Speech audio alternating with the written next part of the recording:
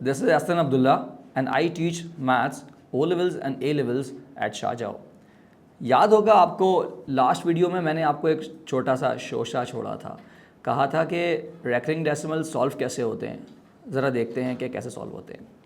Let's say हमारे पास लिखा हुआ है 0.111 एंड सो ऑन।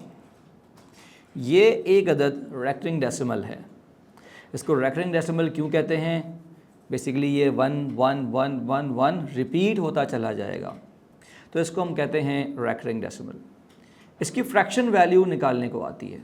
वैसे एक लंबा प्रोसेस है, इसके पीछे ज्योमेट्रिक प्रोग्रेशन लगती है, सम टू इन्फिनिटी लगती है। या अल्लाह सर क्या कह रहे हैं आप, इतना सब कुछ हम क्या एक नंबर के लिए करेंगे? ओ लेवल्स के पेपर में, IGCSE के पेपर में तो सिर्फ ये एक नंबर का क्वेश्चन आएगा। तो इसके लिए जुगाड़ सीखते हैं। देखें जी, एक ही नंबर है जो बार बार रिपीट हो रहा है, तो इसका तरीका है, जो नंबर रिपीट हो रहा है, लेट से 0.1 आपने वो लिखा और इसको डिवाइड कर दिया। अगर एक ही नंबर रिपीट है तो 0.9 से डिवाइड करोगे।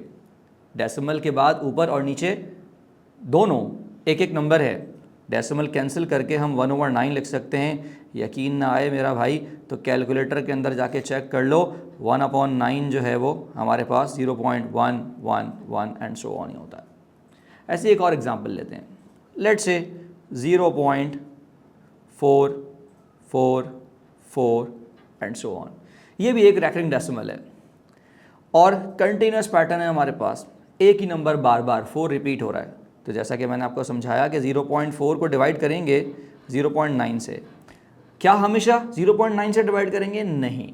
अगर एक नंबर रिपीट है तो 0.9 से डिवाइड करेंगे, अगर दो नंबर रिपीट हैं तो 0.99 से डिवाइड करेंगे।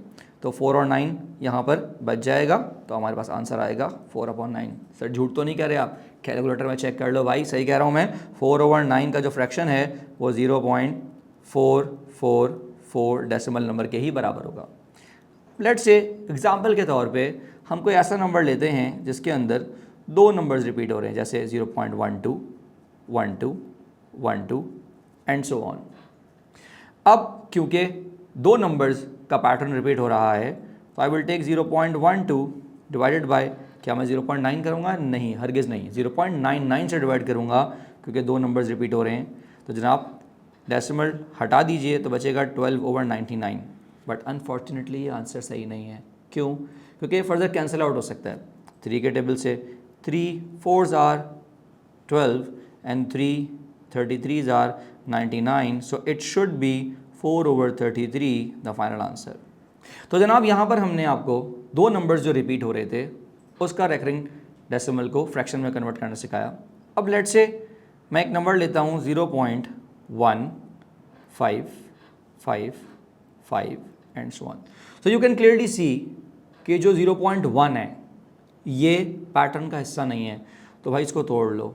0.1 प्लस 0.0555 एंड सो ऑन। ये 0.1 रेक्टिंग डेसिमल नहीं है, इसको छोड़ दो। जो बच गया है ज़रा उसकी बात कर लेते हैं। जनाब 0.05 डिवाइड में हमारे पास 0.9 आएगा क्योंकि एक नंबर रिपीट हो रहा है।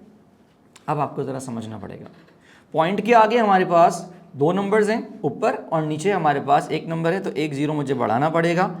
So this would become 5/90। क्या ये कैंसिल होता है? बिल्कुल होता है। 5 के टेबल से जाएगा जनाब, ये हो जाएगा 1/18। जो 0.1 था हमारे पास वो हो गया जनाब 1/10, ये हो गया जनाब 1/10, ये हो गया 1/10। अब सिंपल इज़ दैट, इनका हम LCM ले लेते हैं। अगर आप इसको 1/18 के बजाय 5/90 भी लिखते तो भी हमें LCM लेना पड़ता। LCM लेंगे 90 आएगा, ये हो जाएगा जनाब 9 + 5, सो दिस बिकम्स 14/90।